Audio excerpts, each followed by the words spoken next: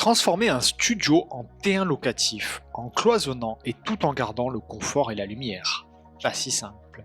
Dans cette vidéo, on vous montre deux plans concrets pour y arriver, étape par étape. Et c'est parti, on se retrouve donc dans ce volume qui est dans un immeuble ancien, au 3e étage pour être exact. On arrive juste par ici, il est dans son jus et il y a beaucoup de petites choses à reprendre. Déjà, pour l'implantation générale, on a ici une grande longueur qui fait 650 cm précisément. De l'autre côté, dans le sens de la largeur avec deux belles menuiseries, on a donc 442 cm.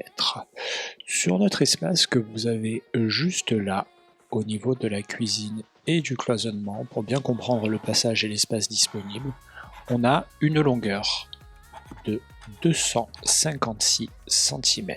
On a donc un beau studio, une belle surface générale qui fait 23,7 mètres carrés. Donc un espace d'aménagement assez sympa à travailler avec des petits placards, des renfoncements. On va voir ça en détail à la suite. On a également une salle d'eau.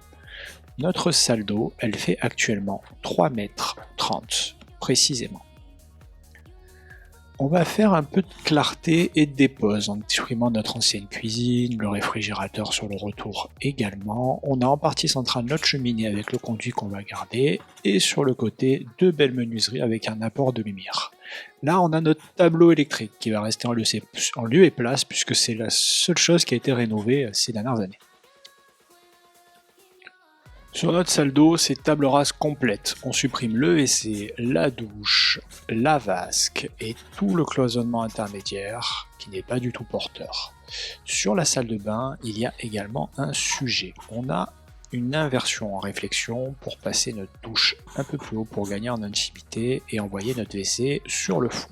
On a un caisson en partie du fond où on a fait un petit sondage. Il sert en fait à cacher la circulation des réseaux qui passent sous la douche. C'est pour ça qu'on a une douche un petit peu plus élevée qui va directement envoyer les eaux grises en colonne technique.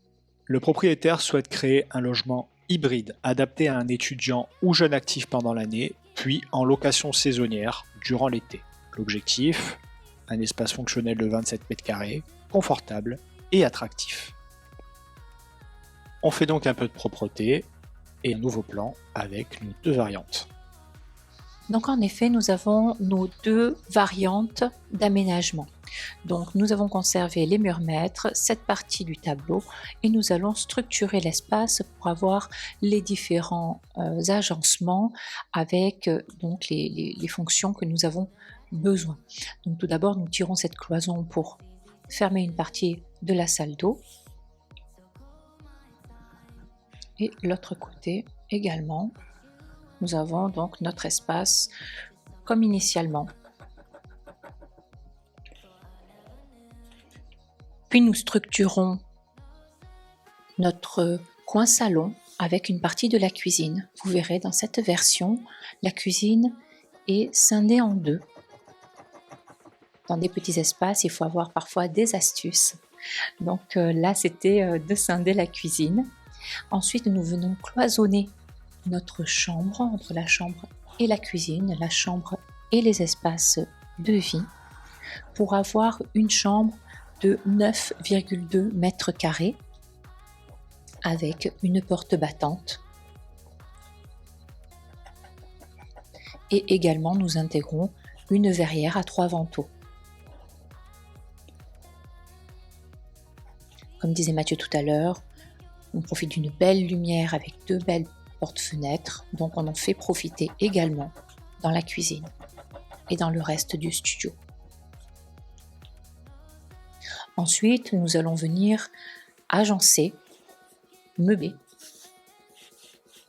parce que c'est quand même pour un logement meublé directement, avec donc un meuble télé, du commerce de 1,40 m, avec en face son petit canapé. Donc cet espace est cosy, fonctionne bien. Pour de la location, c'est sympa. Ensuite, en face, nous allons avoir donc notre porte battante de 80 dans notre salle d'eau. Nous allons rallonger ce petit morceau de cloison qui est resté et de mur pour installer une niche dans le bac de douche pour avoir donc du rangement et également une cloison toute hauteur qui va venir faire une séparation entre l'espace douche et l'espace WC. Comme disait Mathieu tout à l'heure, après sondage, on s'est rendu compte qu'en réalité, le WC était totalement cohérent de l'autre côté, donc plutôt là où on l'installe. Donc on part plutôt sur un WC suspendu. Donc nous avons une belle douche 70 par 100 qui reste totalement correcte avec une jolie vasque de 60. Donc c'est compact, mais ça fonctionne bien. Nous avons ensuite notre porte battante donc de 80 pour accéder à la chambre. Nous allons tirer une tête de lit avec des niches à l'intérieur, de l'électricité, et nous allons intégrer également un joli lit de 160 par 200. Donc quand même un lit hyper confortable pour un couple par exemple, ou un étudiant, et avec un bureau, un petit bureau dans l'angle, et avec un dressing plutôt ouvert au vu de la largeur que nous avions. Nous avons proposé donc un dressing ouvert. Ensuite, nous allons passer à la cuisine que nous avons imaginée en angle, avec donc tout le nécessaire, du rangement, l'évier avec égouttoir, des plaques, un meuble d'angle et également un lave-linge top, donc qui s'ouvre sur le dessus pour le maximum de fonctions bien entendu et d'utilisation, de confort, qu'on soit étudiant ou locataire, dans tous les cas, locataire courte durée je parle, c'est bien d'avoir son confort.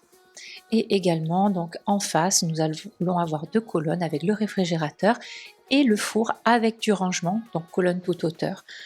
Donc nous allons avoir, vous verrez dans les 2 versions, des petits pincements par-ci par-là, donc Mathieu vous en parlera à la suite. Mais tout fonctionne avec une circulation agréable et confortable. D'ailleurs, si vous avez un projet d'aménagement, Archiworking vous accompagne, le lien est en description. Donc suite à cette première version, nous allons voir une deuxième avec un aménagement un petit peu différent, des prestations également différentes, peut-être une optimisation aussi de l'espace qui peut faire réfléchir. Donc nous commençons par structurer bien sûr notre espace. La porte passe de l'autre côté.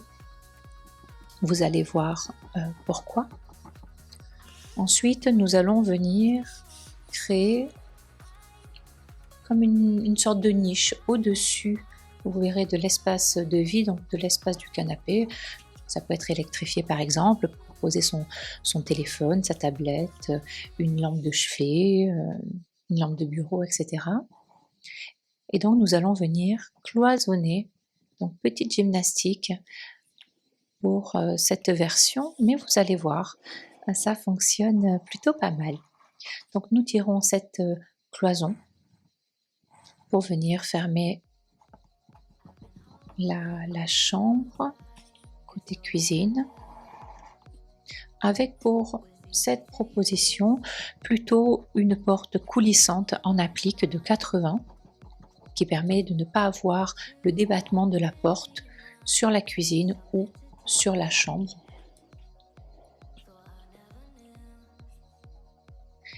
Et nous fermons la chambre et la salle d'eau avec une cloison.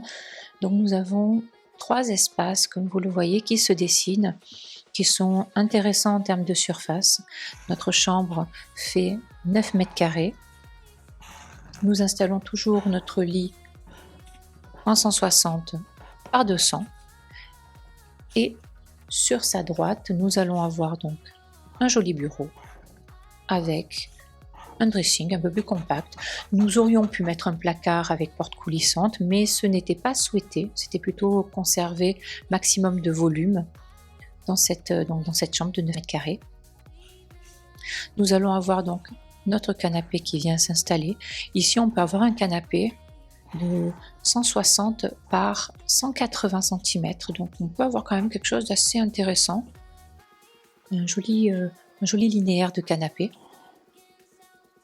Nous verrons en face comment l'aménagement de la cuisine va se faire. Donc là, on va tirer droit avec donc une partie pour notre réfrigérateur en pose libre. Donc nous allons avoir un grand plan de travail avec à l'opposé nos plaques. Au centre, pour venir épouser l'ancien conduit de cheminée, une table avec 2 chaises ou 2 tabourets hauts, hein, pourquoi pas. Et ensuite, donc en face du canapé, notre télé murale avec du rangement en dessous. Ensuite, notre lave-vaisselle de 45 et notre évier. Donc, un linéaire qui s'adapte aux contraintes et aux demandes. On arrive même à installer, à intégrer un lave-vaisselle. Donc, c'est plutôt pas mal. Là, nous allons avoir notre porte de 70 qui s'implante avec une vasque de 80.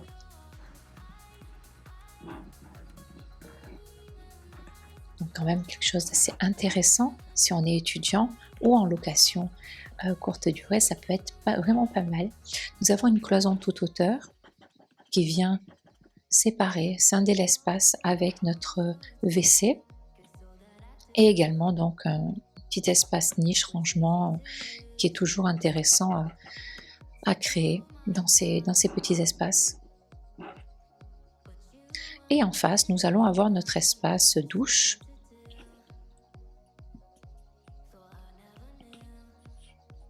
Et également, vous allez voir, donc on cloisonne avec une cloison toute hauteur notre douche avec un bac de 80 par 120 cm, donc une douche très confortable. Et de l'autre côté, on installe une vraie machine à laver Hublot avec par-dessus des étagères et du rangement. Donc nous arrivons à créer une mini buanderie dans cette salle d'eau.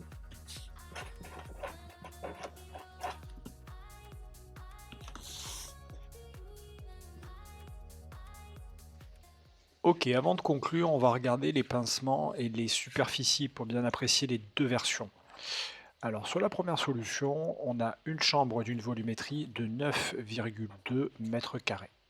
Donc on a une chambre indépendante.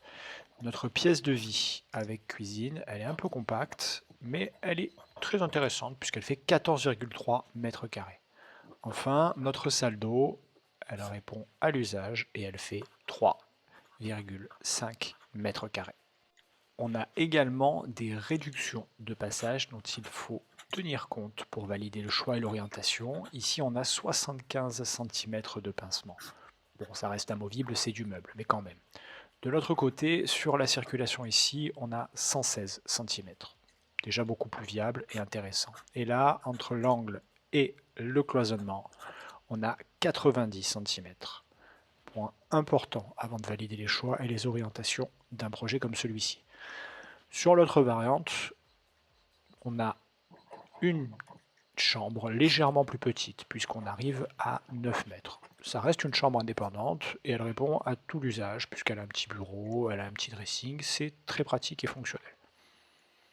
Niveau salle de bain, toilette, on a 5,4 mètres carrés. On est légèrement plus grand, on a un peu plus de confort de circulation par rapport à l'autre version. Ça reste très intéressant également et ça répond à l'usage. Enfin, sur la cuisine et espace de vie, 12,6 mètres carrés, un petit peu en longueur, cependant on s'adapte aux contraintes du site. Là, on a un pincement de 94 cm. D'ailleurs, nous avions imaginé une troisième solution. Elle est ajoutée dans l'article dont le lien est en description. Voilà donc deux façons de transformer ce studio de 27 mètres carrés en T1 locatif. en intégrant à la fois la circulation de la lumière, les aménagements et le confort d'usage. Dites-nous en commentaire quelle solution vous auriez retenue ou comment vous auriez découpé l'espace. C'était Clara et Mathieu d'Archiworking. Merci de nous avoir suivis.